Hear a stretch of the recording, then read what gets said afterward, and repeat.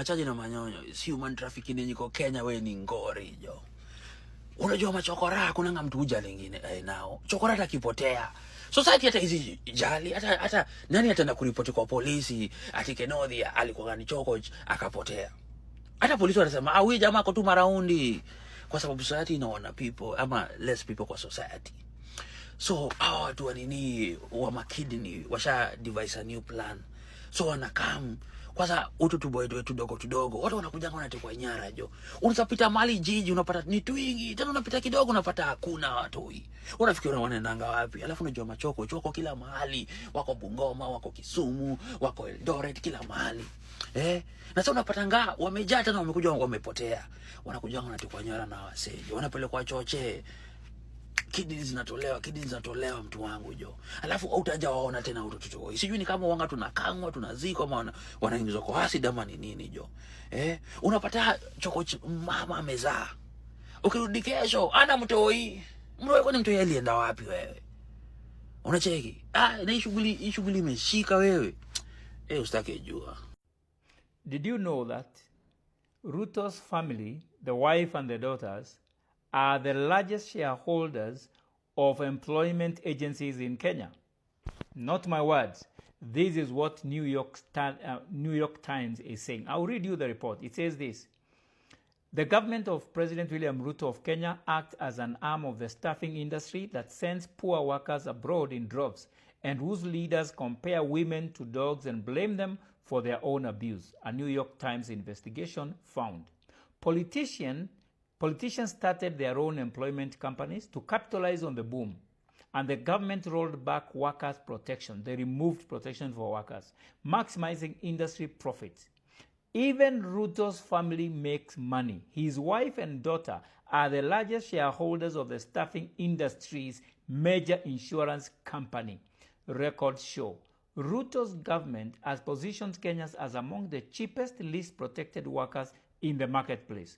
Top officials play down clear evidence of abuse and blame Kenyan women for bringing violence upon themselves. Leading politicians treat any questions about mistreatment as obstacles to Ruto's economic ambitions. Look at the photos that I've attached on both sides of the screen. Thank you. Kenyan President William Ruto has been accused of profiteering off the back of young women stuck in slavery, if you like, in Saudi Arabia.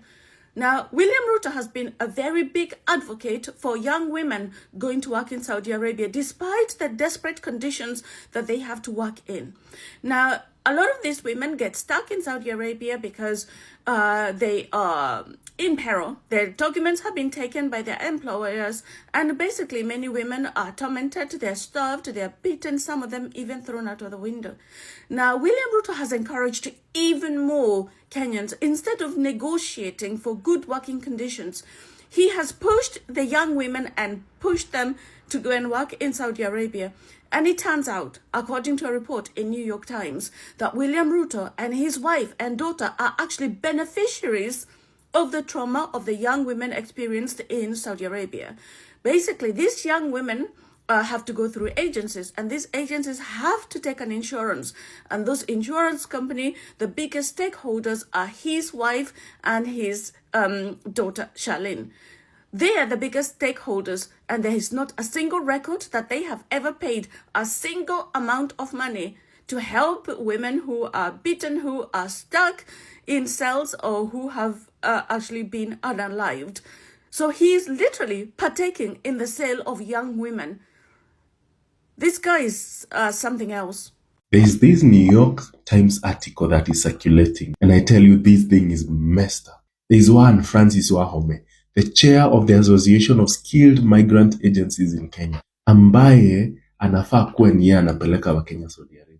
Aliulizwa, mbona Wakenya wanafungiwa kwa nyumba na Waarabu?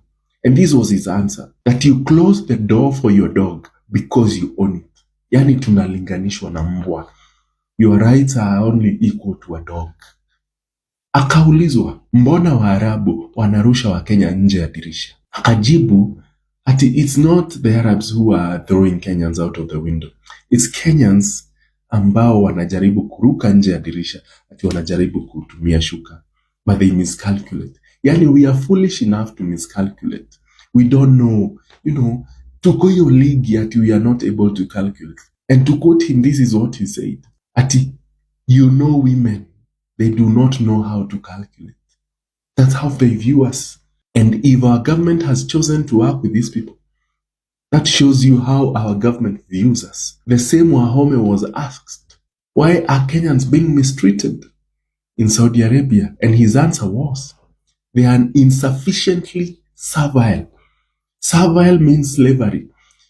His answer means that we are not slaves enough.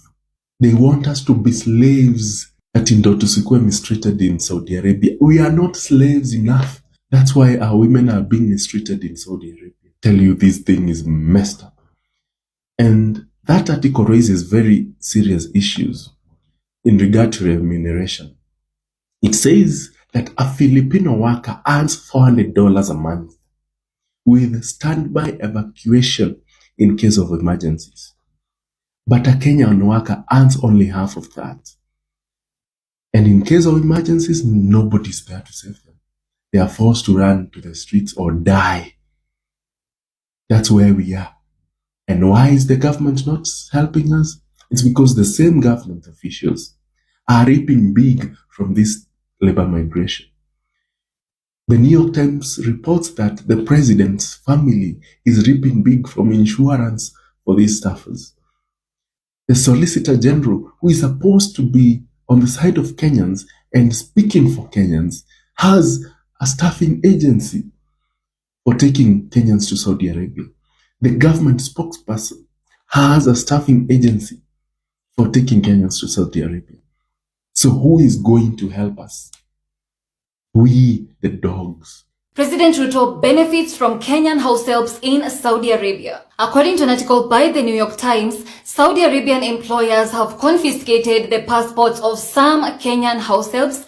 They have even denied them salaries, food, and some employers have even beaten some workers, and others have even been unalived. However, instead of demanding that the Saudi government protect these Kenyan workers, President William Ruto promised to send even more workers more quickly and less prepared than before. According to an investigation by the New York Times, President Ruto and his family benefits directly from this industry. Recruitment companies are required to have insurance to cover the costs of bringing Kenyan workers home in emergencies. According to Mr. Patrick Mburu, who is a lobbyist, the government has been encouraging recruiting companies to buy policies from a company called Africa Merchant Assurance.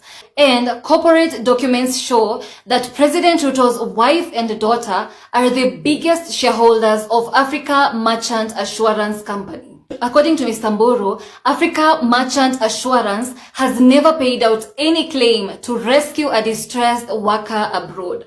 In fact, the Kenyan government has positioned Kenyan workers as among the cheapest and the least protected workers in the marketplace. The Kenyan government can control the working conditions for Kenyans in Saudi Arabia. This is because Saudi Arabia sets different employment standards for people from different countries, and Saudi Arabia negotiates with each country individually. For example, a Filipino house help living in Saudi Arabia earns around $400 a month, and in emergencies, they can be rescued by a team, they can be taken to a safe house, and they can be safely returned home. However, a Kenyan house help living in Saudi Arabia earns around $240 a month, and that is a figure that Kenya has never renegotiated in the last 7 years. Moreover, if Kenyan house helps are abused in Saudi Arabia, they are not guaranteed of any protection. They are usually sent from the police to the recruiters to the Kenyan embassy in Riyadh,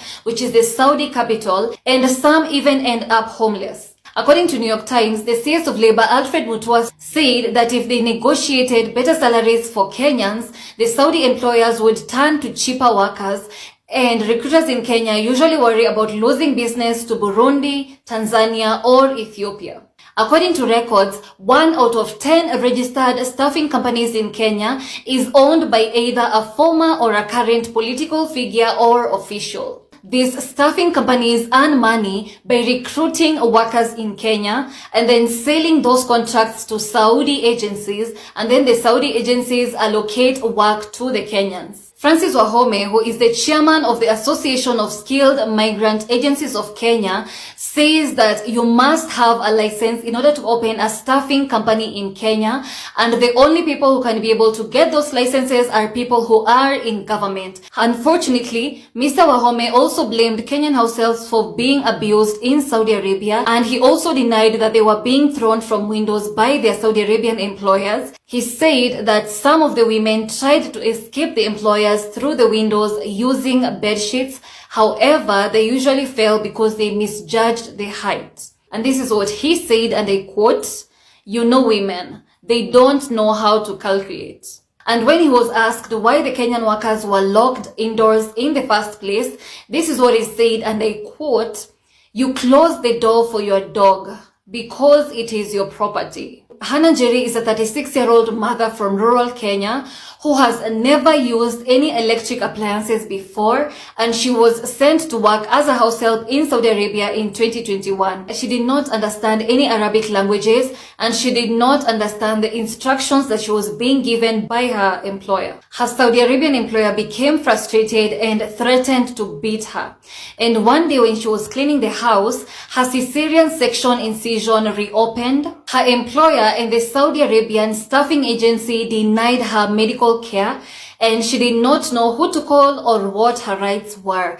And she was only able to return back to Kenya after human rights activists publicized her case, and they also raised funds for her plane ticket back home. The Kenyan government has been receiving official reports for years that Kenyan workers were being sent to Saudi Arabia without preparation. Kenyan lawmakers proposed a bill to comprehensively train Kenyan workers before sending them abroad and to jail the recruiters who evaded this particular law. However, in late 2023, President Ruto announced his plan to send 500,000 workers to Saudi Arabia, and his ultimate goal was to send 1 million workers overseas annually. And later, the government withdrew the labor bill, which was supposed to prepare Kenyans who are going to work abroad. Gethenji, you evil. You lack humanity in you. Hauna hata tone moja ya humanity ndani yako. From abducting us, from killing us, from financing genocide, mpaka sasa unatu slave trade. We are the Kenyans who put you to power.